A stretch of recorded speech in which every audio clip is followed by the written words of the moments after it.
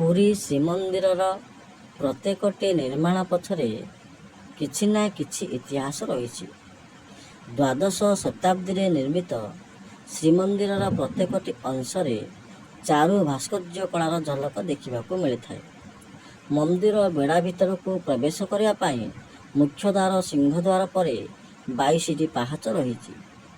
ଏହି 22 ଗୋଟି ପାହାଚର ନିର୍ମାଣ ସହିତ ଯୋଡ଼ି ହୋଇ ରହିଛି ଅନନ୍ୟ କିମ୍ବଦନ୍ତୀ।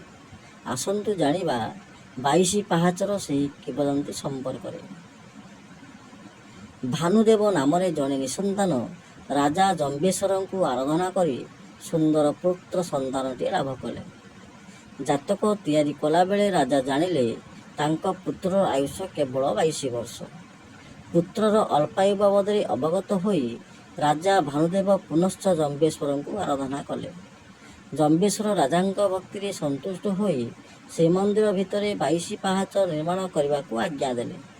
ରାଜା 22 ପାହାଚ ନିର୍ମାଣ କରି ତାଙ୍କ ସନ୍ତାନର ଆୟୁ ବୃଦ୍ଧି ପାଇଁ ସେହି 22 ପାହାଚରେ ଗଡ଼ାଇ ଦେଇଥିଲେ।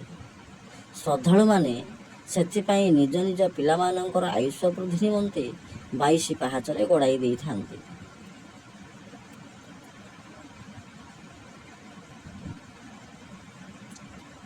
22 ପାହାଚ ସିଂହଦ୍ୱାର ଗୁମୁଟରୁ ମନ୍ଦିର ଭିତରକୁ ପ୍ରବେଶ କରିବାକୁ ଅର୍ଥାତ୍ କୁର୍ମବେଢ଼ା, ରୋଷଶାଳା, ଆନନ୍ଦ ବଜାର ଯିବା ପାଇଁ ଥିବା 22 ଗୋଟି ପାହାଚ 22 ପାହାଚ ନାମରେ ଜଣା।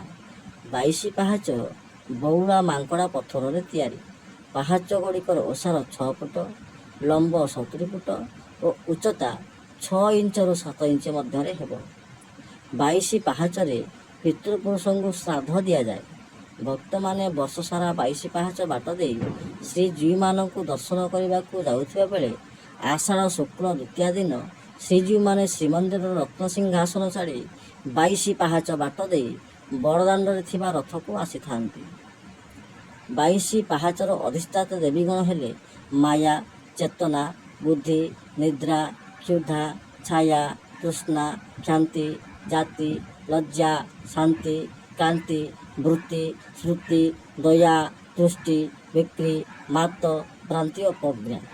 ବିଶ୍ୱାସ ଅଛି ଯେ ପ୍ରତ୍ୟେକ ମଣିଷ 22 ପ୍ରକାର ପାପର ମୋକ୍ଷ ନିମନ୍ତେ 22 ପାହାଚ ଅତିକ୍ରମ କରିବା ଆବଶ୍ୟକ।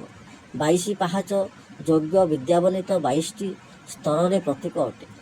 22 ପାହାଚର ଦ୍ୱିତୀୟ ସୋପାନ ରହିଛି ଯମଶିଳା। ଶ୍ରଦ୍ଧାଳୁମାନେ ଏହି ଶିଳାକୁ ସ୍ପର୍ଶ କରି ଜଗନ୍ନାଥଙ୍କୁ ଦର୍ଶନ କଲେ ଅକାଳ ମୃତ୍ୟୁ ହୁଏ ନାହିଁ, ସମସ୍ତ ପାପ ନାଶ ହୋଇ ଜୀବ ବୈକୁଣ୍ଠଗାମୀ ହୁଏ।